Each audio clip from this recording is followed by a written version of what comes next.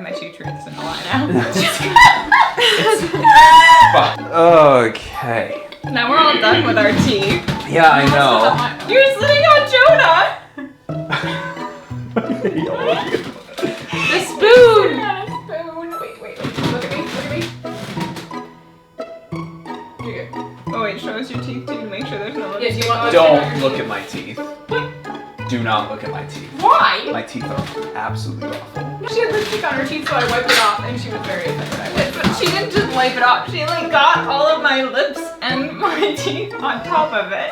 I'm recording, by the way. Yeah, I know. Get rid of this. You're editing this. Edit it out. Also, we're crossing your legs all the same way. Heck you two. Oh, wait. All right, ready? Ready? 3, 2, 1. Again. No, you're all dancers. 5, 6, 7, 8.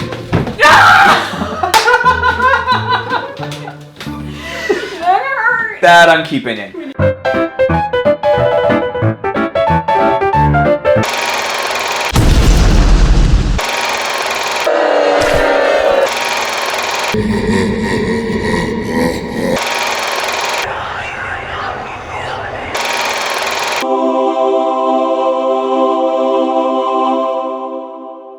What is up?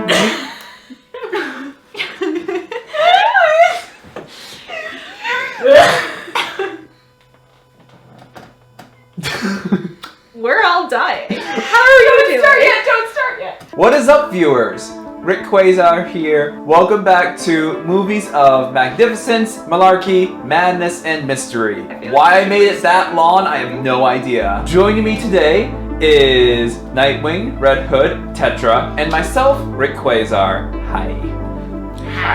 The movie that today we are reviewing is a classic gem to some of us.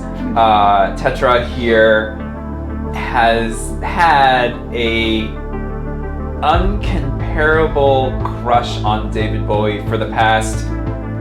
What do you mean had? It doesn't matter that he's dead, I'm still in love with him. That is called necrophilia. No.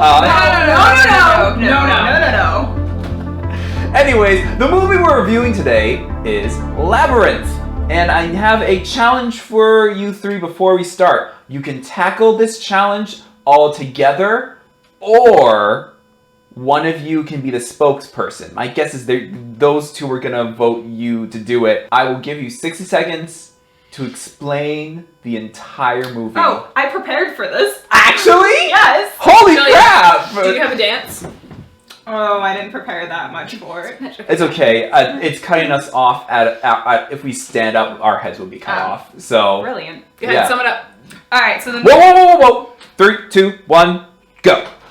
Hold on. It's Jennifer Connelly, right? Yep. Yes. All right, great. Jennifer Connelly doesn't like the baby. Then she calls for David Bowie. He's all sparkly and beautiful. He takes the baby away to the kingdom far, far away across the labyrinth. Everything is covered in sparkles. There's lots of singing, lots of dancing. She kind of falls in love with him, but not really. You have no power over me.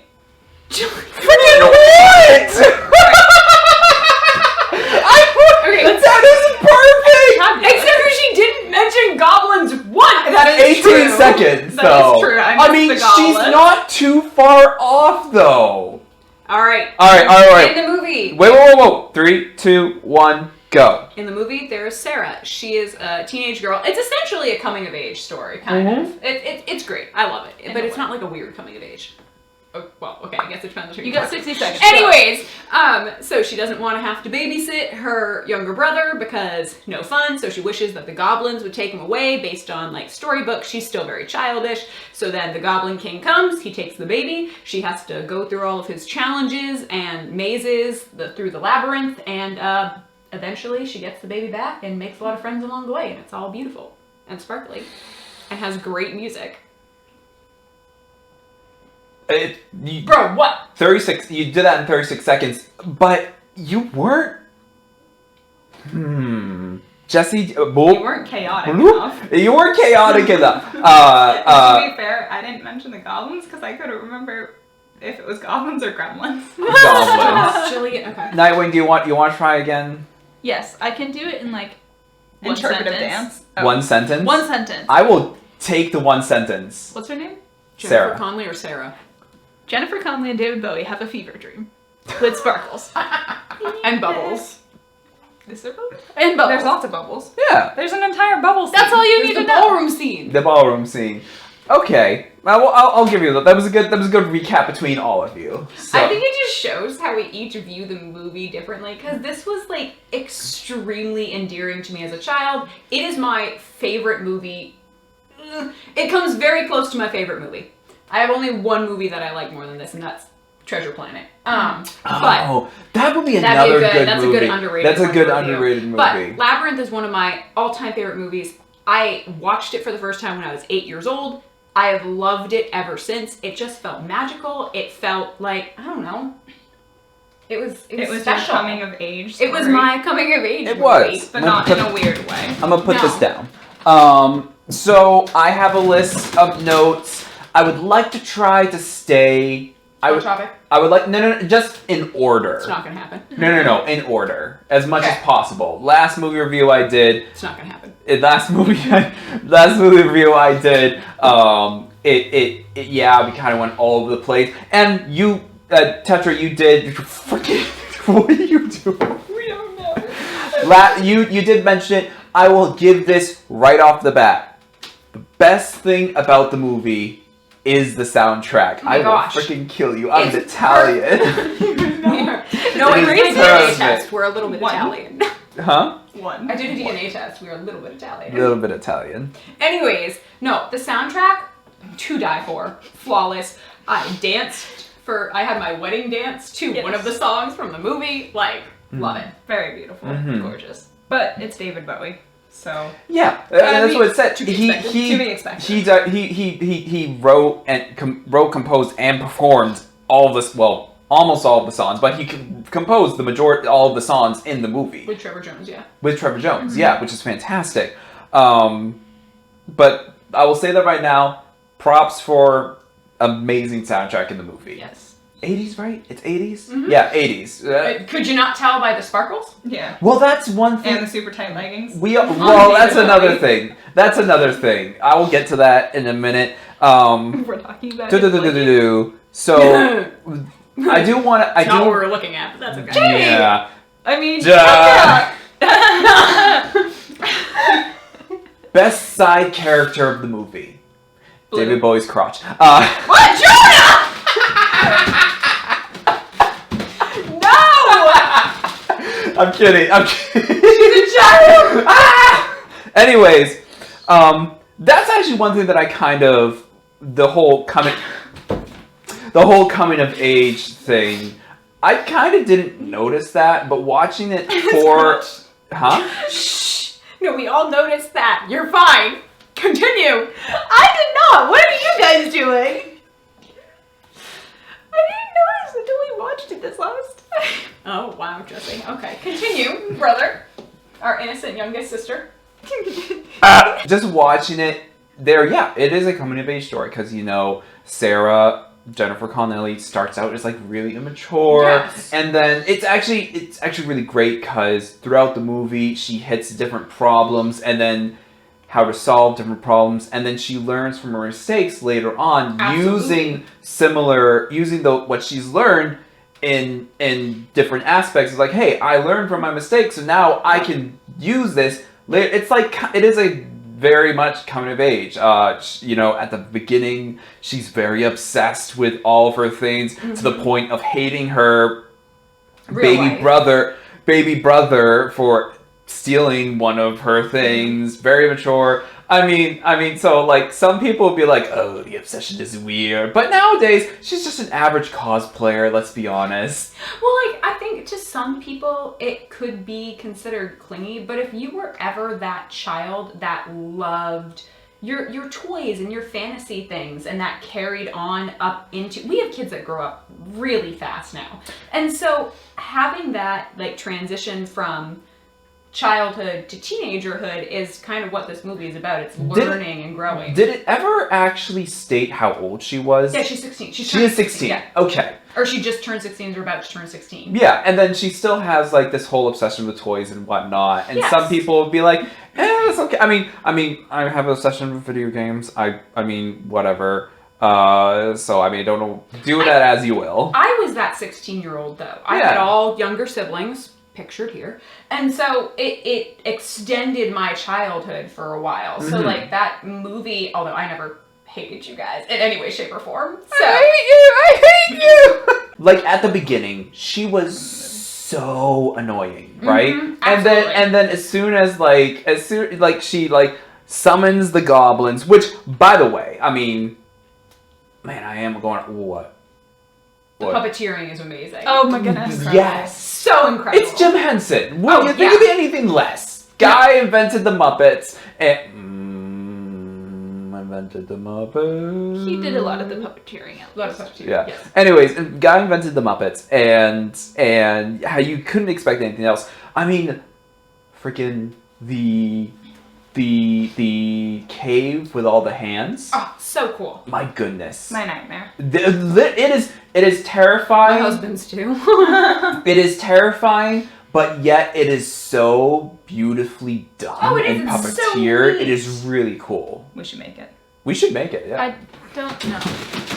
Wait, come here. I don't Come here. We need a mouth. Wait, we got it. You have to actually. Dribbling. There we go. All right, continue. Well, that's actually the first thing that I want to point out. You're gonna hate me. You're actually all three of you are gonna hate me. Did you get it? I don't know what's happening. That's your mouth. Okay. Go on, continue. How do you do this? That is actually. There are a lot of unnecessary scenes where it's just Jim Henson flexing his puppeteering skills. I mean, sure. No. Like when the heads come off. Huh? Like when the heads come off. No, there is a point to that scene. Gang. There's a point to that scene. I'll explain in a second. But this is why you're gonna hate me. There is no point in the dance magic number to be in there. Other than for Bowie to sing and the puppets to dance. I mean, What do you it's a mean? There's musical? no No, reason. There's It's no a musical. what's it? Sure, yeah, it's a musical, but story. I'm looking at a story perspective. Story perspective. I got it. It's saying what he's going to do with the baby and why it's so important for Sarah to get to the Goblin Tower before he turns The baby The turns baby's into a Jack. goblin. Toby. Toby. Before David Bowie turns Toby into a goblin, and then she can never get him back. Really? Okay. It's also him getting Toby to be comfortable with the Goblin King and all the goblins. But you It's show. totally an evil supervillain song. Yeah, I mean, it's yeah. pivotal. It's explaining. Well, okay. his Let me plot. explain it the way that I saw the different musical numbers. Mm-hmm. Okay, coming of age story. As Sarah's going through the labyrinth, she learns different lessons, learns how to apply those lessons to different problems that she encounters later. But also, you have, and this is what I kind of thought of, all the characters that are like good or even halfway good are all like encouraging her to push on or whatever. Hoggle, which is a true coward, even till the end. Even when he reformed, he was still a coward, which is whatever. Okay. Whatever, it's fine. Hoggle's like half and half, kind of breaking her down, but still helps her just in the constructive criticism. Sure. Is what I would use to describe Hoggle. Very aggressive, constructive criticism. Very aggressive constructive criticism. So the bad characters are all kind of. I mean, Jareth, the Goblin King. Okay. His first interaction was, "I will offer you all of your dreams right here. Just take it. It's yours." And that's kind of the thing. All the other people are trying to. The bad guys are either convincing her to give up, to stop her from reaching her brother, but majority is convincing her to give up to Derail her. Huh? Derail her. Derail her, to derail. to tell her, fall into the temptation of your obsession with everything. You got the hoarders at the end. You tell you to hang on to it. You got David Bowie. Keep making it unfair for her, And she kind of realizes life's not fair, and like she kind of realized that really early, which I didn't realize, but whatever. But anyways, with these different characters and even the song numbers is her battling these temptations, right? So it's basically burn dance. Is it the fire chilly gang. down and do the burn Chilly down. dance? Yeah, chilly down. With the fire So that's the Mary. I was watching it with Mary Beth, and her first reaction. Oh, it's the what she said. She said it was like this is the trippy drug induced. Absolutely. No, but that song actually makes sense when you're listening to it because it's like living a carefree life. It's like, no, don't go after what you want. Be lazy. Like that's the whole point of it. That's the whole point of the song. So actually, like the words that I was thinking of came to me. It's loosen up and hang loose in the literal sense, and that's actually kind of like funny to me because it's like hang loose. These guys hang loose so much, all of their body parts fell off. Well, it's also like a play on why's your head screwed on so tight. Yes, yeah. There's so many. That's why their heads pop off. Jillian is terrified. Terrified of those. Absolutely, love to skip it every single time we watch it. Well, anyways, always have been. So we got Chilly Down, and then we got As the World had nightmares about it.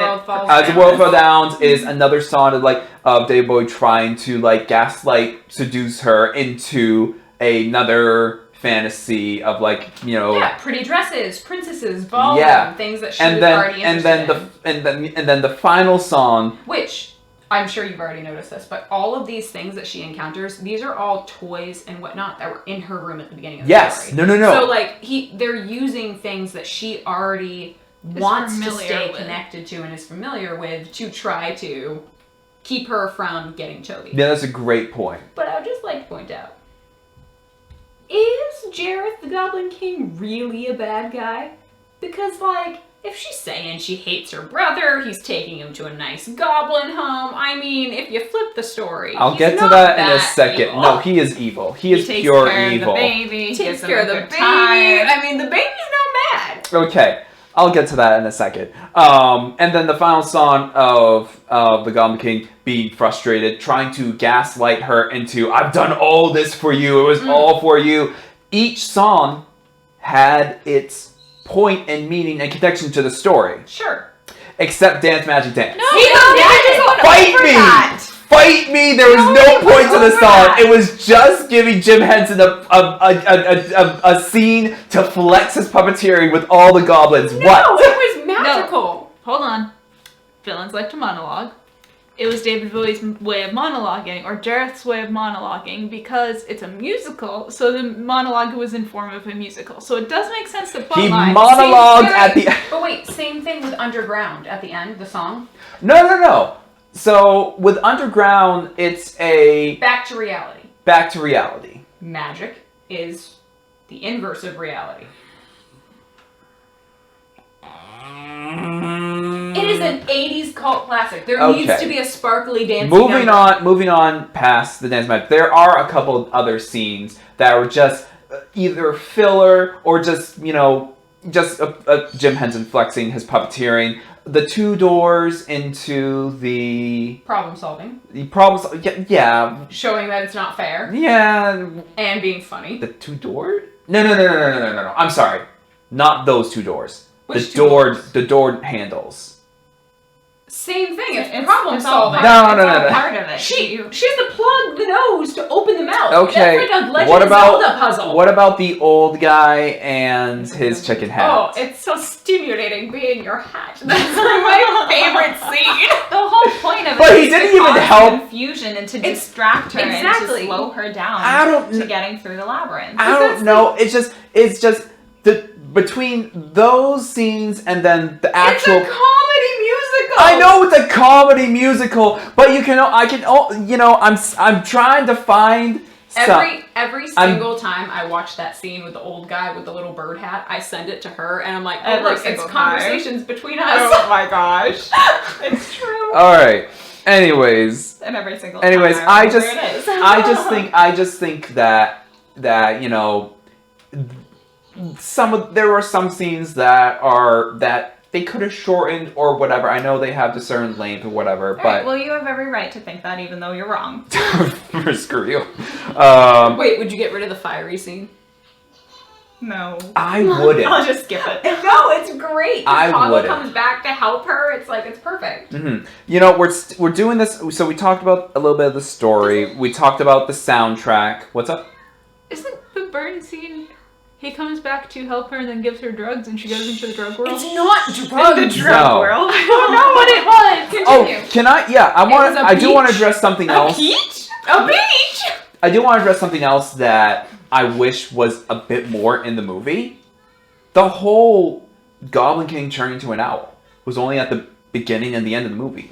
I wish he did that more because like, you know, We wouldn't get enough of David Bowie's face in that case. I mean, True. yeah, sure, True. but like, And his gorgeous outfit. but I would have no, and like, cause like I thought that would have been like a really cool, like, you know, she's walking in and like you can see the owl like on a tree branch or something like spying, but then it just shows that he's just watching her through a crystal ball, which is like, sure, whatever. He was watching the baby. He can't watch the baby. Yeah, he can't just be an owl. He's babysitting. Yeah, Also, that's- he was a responsible bad guy.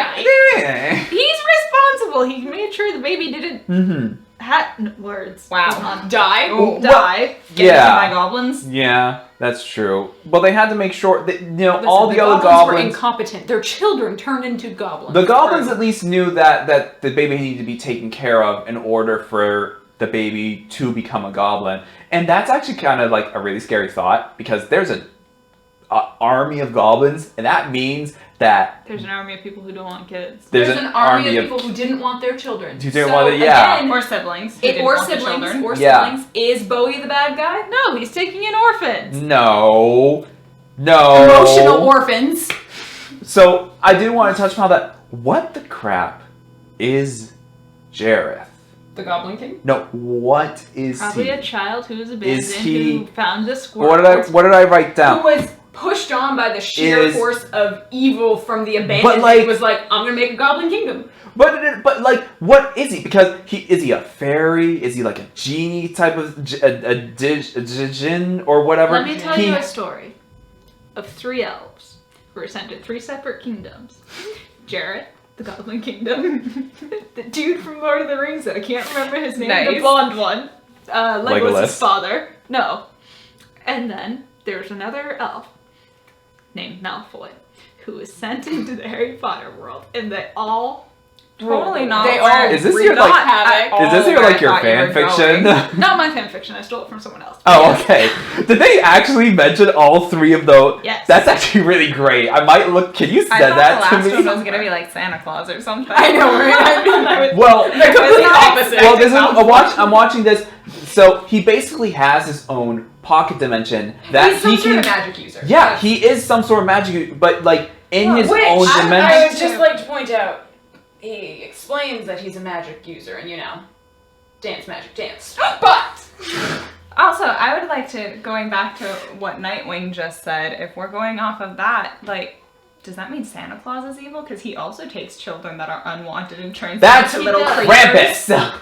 No. That is Krampus. No, because he when takes does Santa Claus abduct children? no, Santa takes does unwanted not children, abduct children. orphans that are left. Is that the theory behind elves? Yes. That's actually If you watch the terrifying. Santa Claus movies with what's his face, Tim Allen, that's what happens in it. Which, Bro, by no, the way, the elves have just been there for a millennia. so Yeah, it goes they back don't- and forth. There's 2 different types of elves. It depends on what theory you're going with. We're getting way off We track. are. We so are. act- Okay. Okay, Here's- moral of the story: Jareth, Santa Claus, same difference. No. Here's the thing. Here's the thing about Jareth. Jareth is obsessed with growing his goblin empire, Sure, right? as any So- villain would be. So during the we are Hold on. really That's not even a villain thing. Anyone who is in charge of a nation, of a town, of anything is always is always trying to grow their population, take care of their population, make sure it's Listen, yes. It's okay to say that he's a villain. We don't have to say that he's not a villain. He's just misunderstood. He's definitely a villain. No, he's definitely a villain. I'm there just was saying, like that's some not- weird romantic tension between him and the No! 16-year-old girl. Yeah, that's where the issue comes from. That's what I thought too, right? That's what I thought too. As I was writing it down, when Hoggle and the Goblin King, and Sarah was in the jungle, Yep. and I was writing down, this is when Jareth started catching feelings for Sarah, when he was telling Hoggle, don't kiss her, because if you do, I'll make you I'll turn you into a prince. the The prince prince of of Stitch. That's what I thought. I was like, because he's fine, he doesn't want Hoggle also falling for her, and then I just watching it and realizing, no, he never did. He didn't. Okay, continue. He didn't. So, what are you smirking at? He didn't. He didn't. No, continue, because I'm curious to how you would explain the last line, like, love me, serve me, and I will be your slave. Did you forget about that? Do you? Are you? Wait, what? The Muffin Man? Are you familiar with warlocks? Not enough. Okay, stay with me. Jillian might. It's I give up. I don't know who that Yeah, we're just person the is. names are Yeah, I know the names are out. Redhood might know where I'm going with this. I also would just like to point out, why is it okay for a 1,000-year-old or 800-year-old vampire to be in love with a teenager, but it's weird when a timeless being is in love with a 16-year-old? Can you let me? True. Come on. Give me a second. That's a good point. Okay. Twilight, With continue. warlock, with a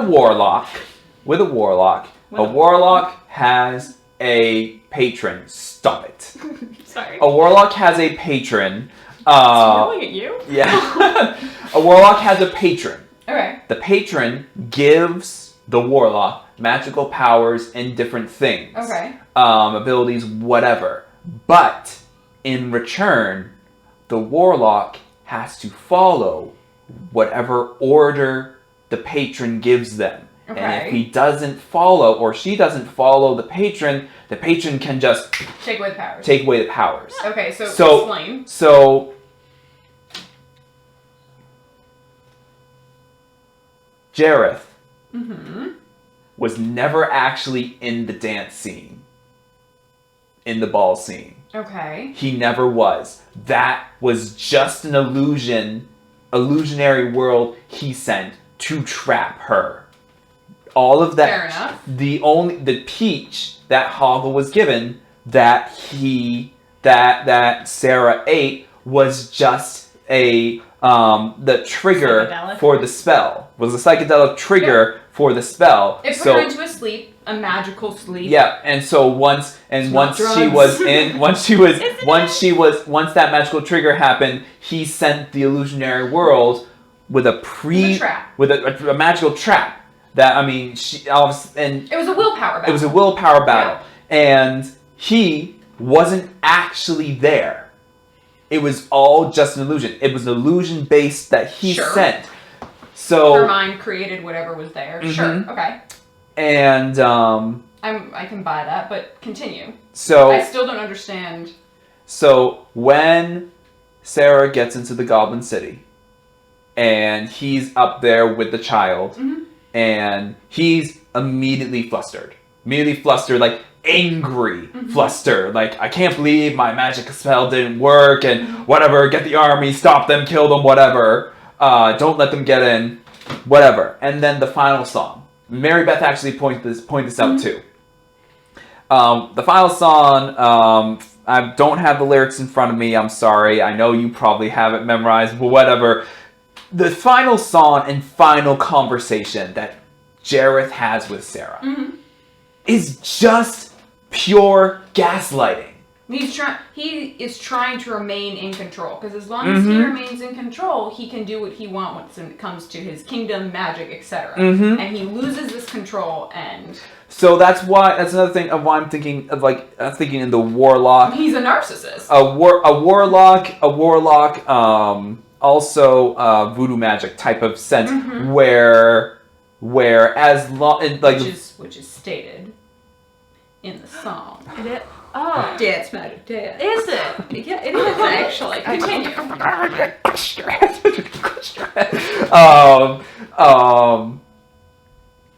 Where, as long as he keeps staying in control, whatnot, he'll have control. But like the minute someone bests him, he loses it all. Yeah, absolutely. Which isn't 100% true in the things, because then at the end. But anyways, at the end, Sarah does can meet with them. But anyways, that final conversation is just pure gaslighting. Sure. He just trying to convince her is like, I did all this to you, making it sound like that, oh, this was my plan all along to strengthen you and to put you through all these tests because I know it'll make you a better person. And I did it because I was so infatuated with you and you just interest me. Literally, literally, it is just his final bargaining grasping chip. for He never loved her. He never fell for her. He's a villain. Just because he's a villain doesn't mean you have to like the person. No, that's not what I'm saying. I'm saying, once again, he is the bad guy. This attests to the point that he is a bad guy. Yeah. A very lovable bad guy, don't get me wrong. But he's still the bad guy in this scenario. That's what makes it good. I thought you... Whoa, back up a second. I thought you were saying that, he was falling for her. No. I said there was some weird romantic tension that lots of people point out when they watch the movie nowadays, because, we're not in the 80s Well, anymore. I can tell you, from my point of view, never was. I don't think okay. For as much crap as people give the movie, I don't think it was that weird. People are like, oh my goodness, there's so many sexual innuendos and all these phallic symbols and blah, blah, blah. Sure, what the heck? It's the 80s. Yeah. There's As weirder if today's movies. any better. I Yeah. know. And also, so that's why I had to point out some of the little nitpicky things that I found, about the the Dance Magic Dance song, in my opinion, not having a point to the story. The certain scenes, she knows what's about to hit. The scenes that could have been left out. It is a pretty solid movie. Yes. It is an extremely solid movie. It's a wicked good movie. Sorry, going back to the villain thing. Yeah. The reason a lot of people have issues with, oh no, he's just misunderstood as a villain. It's not that he's misunderstood. He is a villain. The good writing in the movie is you want to make people identify partially with the villain at some point. Because it makes people be like, oh no, at his point, he's a good villain. Or it's like a villain. Yeah. I too would like a goblin kingdom. I take all the stray children that people hate. I mean... So, if I was to compare Jareth to anything, hear me out, don't immediately go, ugh. I would compare him to an incubus. Why? Hold on. More of a charming incubus, not in the whole sexual part thing, because... Go ahead. The issue is it plays into the part where it's saying it's sexual, and I don't feel like it's that sexual. So, a friend of mine, Hymirith, he played a demon, an incubus. Okay. But he played it in the sense that he had a lot of charming type magic. Of like, hey, you want to help me out with you taking these guys? Hey, just forget that we ever were here. Right. Hey, look, I'm a little shortchanged. Can you lend me a gold? Essentially. High charm. Yeah. That type of sense. Not the whole sexual... Well, okay. Whatever. I completely disagree with what you were saying, because an incubus gets their power from having sex. So, yes, of course they're going to have What's lot of a charm step? because What's a that step? gives I'm them gonna have to. power. I just think he's a basic magic user. He's a magic warlock, user. I feel most like it likely. He's a influences bard. appeal, So, thanks He's to- not a. He He might be a might be a bard. He He's might a bard. Guys, also, that's a very common Fae thing. Like, if you go Yes! basic Yo, or yes, he's a fae. He's a Like, fae with if making you- the deals and whatnot. You make the deals, you play into what the person wants. The person's desires. No, you're right. He's No, probably he's some type a of fae. textbook Fae, like an older version, not... I'm sorry, I don't know what the D&D one is right now, but he is like... It's just always what I saw him as, is like a classic Fae. Yeah. Okay. 100%. I don't think that you have to read into like, oh, what is he not? He's a classic magic mythical being. Yeah, I do. true. So I don't know where No. where else to go from here because I'm looking through my notes. I do want to because coming of age towards beginning of the movie very mature. End of the movie, Yeah. she learns a lot. I keep saying that. By the end of the movie, she like gives up like her There's obsessions. character growth. There's character growth. She puts her toys away, but she still wants to maintain the whole point of the ending. She like puts the things that are less mature away. Mhm. She gives her teddy bear to the younger brother, but then at the end she still wants the comfort and the emotions of the things that were Yeah. in the mythical So realm. I Yeah. think what it's hinting at is at some point in our lives we all have to grow up. But it is okay to still find comfort in some of those things. And it's okay yes. to keep your inner child Yes. alive. That's exactly what I wrote down in my thing. To remember your inner child. It's maintaining your inner child even though you grow up. We think that we have to make this like stark cutoff. And a lot of kids are pressured to do that. Make this stark like cutoff note. We're done. We're heading towards teenagerhood. We can no longer have these things. Like what her stepmom says. And I would like if you had a date. Like you should be going on dates at your age type of deal. But some people aren't like that and that's okay. Yeah. All right. So I definitely want to touch upon the other main supporting characters. Okay. So, Hoggle. I'm getting to him. I actually have. Sir Didymus. Oh, I forgot about Sarah Jane. Who's Ludo? your favorite? Ludo. Oh. Sir Didymus is Oh. my favorite. Okay. I actually have a complaint about Sir Didymus. How dare you! Could you? You're embarrassing me. What? You're embarrassing all of us. Okay. Let me start with Hoggle. I'll work my Okay, way alright, over there. So Hoggle is Classic coward. classic, huh? Classic coward. Classic coward. Yep. And I love watching his character growth. I probably enjoy his character growth a little bit more than Sarah's. Oh yeah, Hoggle is a great character. So Hoggle's a and here's good what. side And here's why. So Mm-hmm. so we figure out very soon that he's a coward. That he's scared of things. And we figure out very soon that he's kind of working on and off for the Goblin King. Yeah. As really everyone in the this world world really is, is. yeah. Yeah. We're all Whether they scared know of him.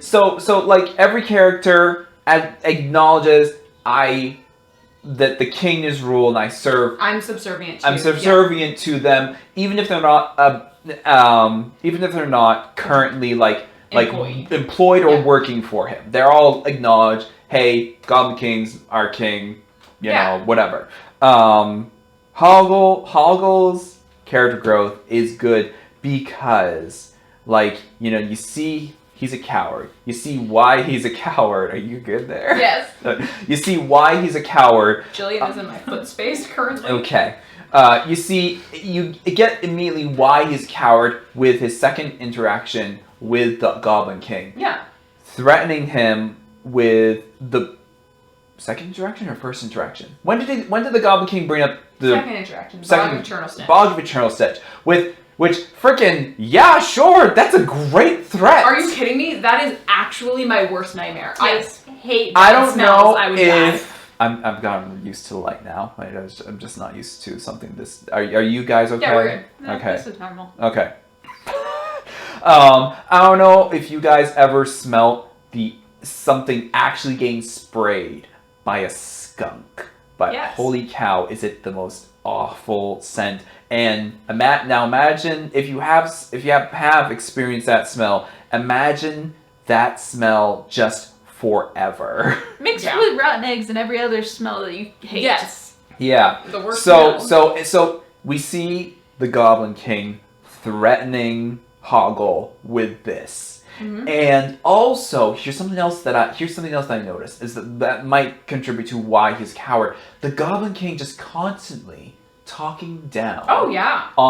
Talking down on Hoggle. He doesn't have. He's And- not able to build And confidence. Hoggle is so freaking flustered with Sarah when she's later on when he helps her and like calling him her friend, and he's like kind of on the fence, like I don't really believe it, Yeah. but like he's flustered because she's like not constantly talking crap about Yeah, him. He doesn't he's- trust it. No, he has no confidence. And Yeah, it's kind he of has zero confidence. textbook for somebody that has no confidence. You don't trust what people tell you. Yeah. Of course. And then, like, towards the end, when he helps them fight off the Gate Guardian, and then all three of them, Sarah, Ludo, and Sir Didymus are, like, talking to them and giving Welcome him words in. of welcome and giving him words of affirmation Yes. is kind of like his turning point of I can do this. I can do this. Mhm. And then So- there's more to life than being And there's torn more down. life. Yeah. I would think like,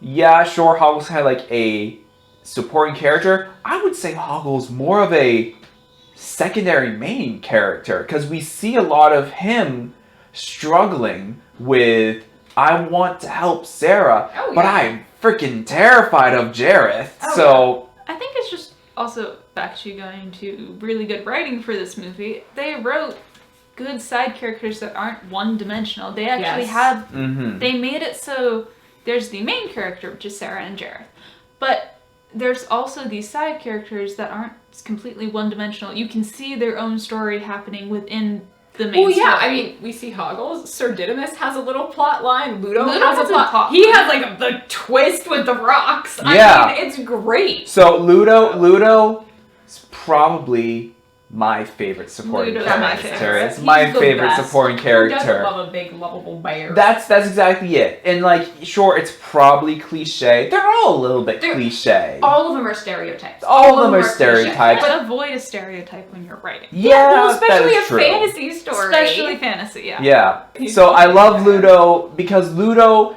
is to me Sorry. the comforting friend. Oh He's yeah. the very much the comforting comforting. friend who's like, you know, there to help Sarah, you know, Mhm. you know, life may be unfair, but you know what? I am here for you. I'm he's here for he's you. the ride or die. Like Mhm. I am here. Yeah. So is and Didymus, and just very simple, you know, not stupid, simple. Simple. Simple's a good word. Simple. Then on the flip side, you have Ludo, who's like he's the ride or die. He's always going to be there. He's a big lovable floof. Then you have Sir Didymus, who will go and cut people for you. No, Yes. no. He will. Yes. What do you have an issue with Sir Didymus? What is wrong with Sir Didymus? Jonah. What is What? wrong with him? I realize that Sir Didymus is a nice little comedic relief. The hilarious character, I will give him that. The fact that he's the type of person that I don't like in real life, the type of person that is just oblivious to the bad crap that's going on all around them.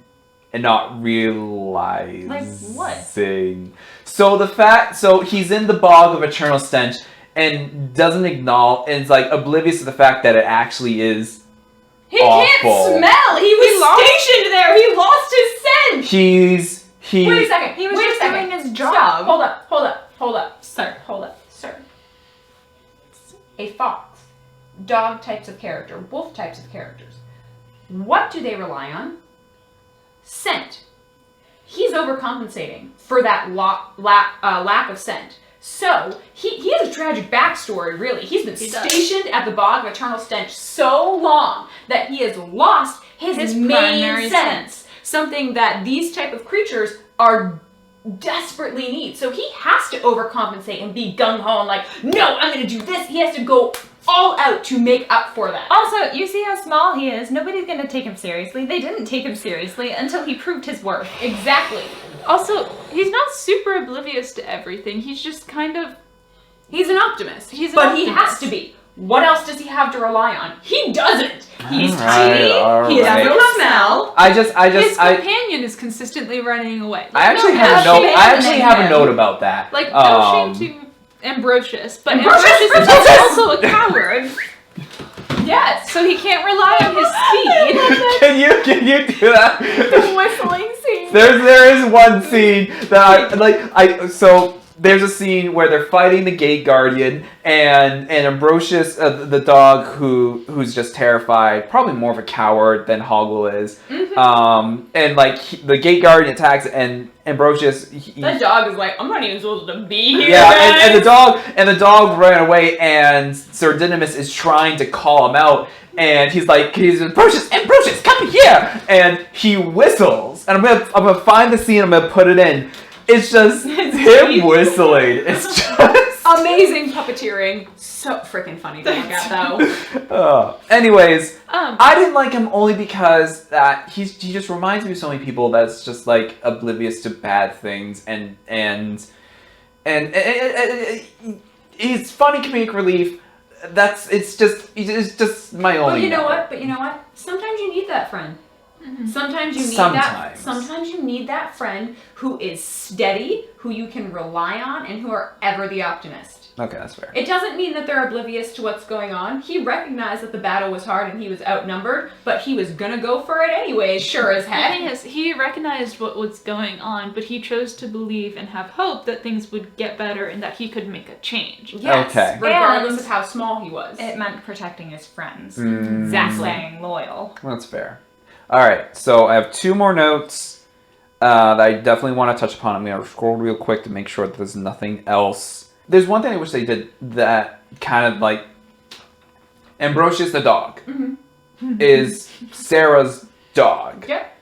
And is the only character, mind you, we didn't really meet any other real world characters that came into the goblin world.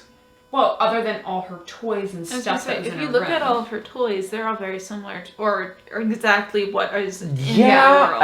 I guess you're right. I And mean, It's what is hers. It's the things that manifest in the labyrinth are the things that she specifically holds dear. it's all the Okay. things that bring her comfort, which I don't know if the dog's name is actually Ambrosius in her world, but Ambrosius is one of the ones that brings her comfort, so she sees him as being there. Yes. well then, if that's the case, then why did like all of her stuffed animals become like, she did have a stuffed animal of those the fiery guys, but they were bad, Doesn't evil. she also have a stuffed animal? Well, no, if you think about it, all of her comfort items were things that were trying to hold her back. That were being used against. Ambrosius kept running away. He kept holding them back because he was being cowardice. But at the end, he becomes courageous, and I think you can see really more of Only Ambrosius. courageous because Sir Dynamis threatened not to feed him. Let's be honest. Yes, listen.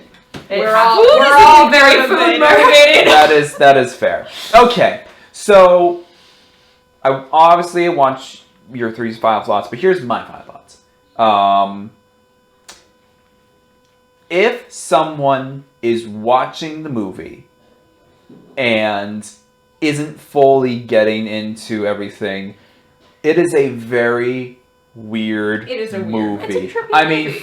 freaking Dave, all of David Bowie's. I'm gonna do like all of David Bowie's outfits are a bit interesting and Glorious. constantly. I mean, I'm doing pictures. They're making me do another picture. As every time I snap, they're doing too much. They're amazing. They're beautiful and So- theatric. David Bowie. It's It's David. and 80s. It's It's very 80s. classic 80s, very classic David Bowie. Yes. That's his- He was It's shy. very classic David Bowie. I will give him that. And then like some of the, background designs that the sparkles necessary. Yeah. It's 80s. classic. It's so, the sparkles are a bit. Okay. It just looked like someone just dragged Tinkerbell into there I and then think just took a what they were shotgun and just trying- boom. Well, hey, Well, we they did did say kill that the he was a fairies. fan. They did kill the fairies, Which- and that's actually kind of my first thought was that all the sparkles It's fairy blood. is fairy blood or them like killing the From Hoggle. fairies. Yes.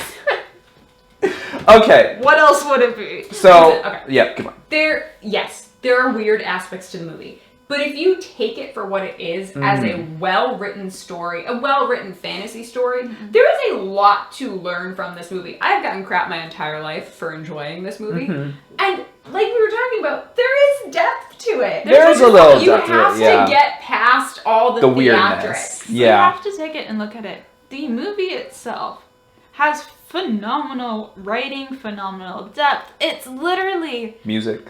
phenomenal The soundtrack music. is just gorgeous. Everything has so much thought put into it, where they didn't even have like side characters feel like they were just Thrown in there. thrown in there. Well, just apparently to be a except plot. for the guy with the bird hat. No, he was also part of the He plot. did nothing! No, distracted he did her. nothing, but you can tell he has his own individual story. Yeah. That's the thing. They don't just throw people in there to not do anything. And- They had You know, come meet the missus. Oh, the word. Hello. Did you say... story. Did No, you I say said hello, hello? but I close said enough. hello. Close enough. So, if the movie were remade today, which is a horrible idea because David Bowie's not here. Oh, Yeah. but they if can't remake if it. the movie were made in today's age, everybody would have gone crazy about Oh, yeah. it. It would have been incredible. Everybody would have loved it. The only Oh, reason you why think so? it's weird is because it's age 80s. gap. Yeah. Oh, I thought it would have been kiboshed. I think I don't know. I agree with Red Hood. I think if it depending on who takes it over, Fair enough. and what person makes it, I think it would be a great movie. So now comes the important part. I actually have an idea, but I want to hear your three's opinions. It's an S tier. Huh? It's an S tier. No, not Oh. that. That's not how you rank this. What? We rank it Nothing. as I didn't know what that was like a week ago. I know. No. So- it's like a year. so we rank it. For these It's movies, like 6 months. we rank it as magnificent. That's pretty self-explanatory. Malarkey. Yep, that's also pretty self-explanatory. Madness, one of those movies that are kind of I what? don't know what malarkey means. Malarkey I want to know just if means you just skipped blah. over. I want to know Oh, if you thank just you. skipped over because you didn't know the meaning of it. No. You keep using Magnificent. that word. Magnificent. Magnificent. Rating it as one of the 4 M's. Magnificent means it's a great, fantastic movie. You probably should watch it. You'll enjoy it. Malarkey. It's not a good movie. It's bad. It's blah. Whatever. Madness is one of those movies. I haven't figured out Madness as too much, but Madness is one of those weird movies that's like it's so bad it's good, that type of weird category. And then Mystery is one of those movies. A mystery movie is one of those movies that are just kind of scratch your head. You're like, that didn't really make a whole lot of sense. It's kind of trippy, something like that. I think it would fall under the madness category. I think it's magnificent, but I'm trying to I think both. ebb my bias I a was little gonna say, bit. I think it both. falls under madness and magnificence. It can Great go back and music, good storyline. Yeah, You really are my But it's a fever sisters. dream. Because I also rated it as Magnificent and Madness. Yes. Well, that's what it is. It's trippy. It's not going to be everybody's thing. However, it is a cult classic, and you should go watch it at least Go once watch. in your Actually, lifetime. I was looking into it. FYI, if you are interested in watching it, it's a magnificently maddening movie, but it is It's a magnificent. fever dream. It's a It fever is dream. like a fever dream. It is a fever dream, but it is pretty fantastic. And also, just to keep on your radars and the viewers as well, it is only on Netflix until the end of the month. So I was kind of thinking that, watch it. go watch it. Is it owned by Disney because it's Jim Henson? I don't know. I don't think so. You can also look up online where to watch it. Yeah, Yeah. that is true. That is true. But that is all the time we have for today. Thank you Absolutely. for talking about it. We definitely did not touch upon all of my notes, and I wrote these as I was writing. There's a lot you can go into on this movie. Like and comment if you want a part 2. Oh, I mean, We'll go into all the little fan theories and all the I definitely horrible should parts of have it. written like the top so I'm gonna have to write it out. Let's talk about the story, the characters, the art design, blah blah blah blah blah blah blah. I should have done that so we have something to follow, but that's okay. I think we touched upon all the points that I really wanted to hit home, and so it's awful because I'm watching it and I'm like actively looking for like something for me to be nitpicky on. I found a couple different things, but generally I'm watching. I'm like, this is a pretty solid movie. I have to give it that. Fantastic. So It is a pretty solid movie. yeah. Well, thank you everybody for joining us. If you like what you saw, don't forget to like and subscribe. As always, I'm Rick Quasar. This has been myself, Nightwing, Red Hood, and Tetra. And I hope you guys come back to see all the other... let me try that again.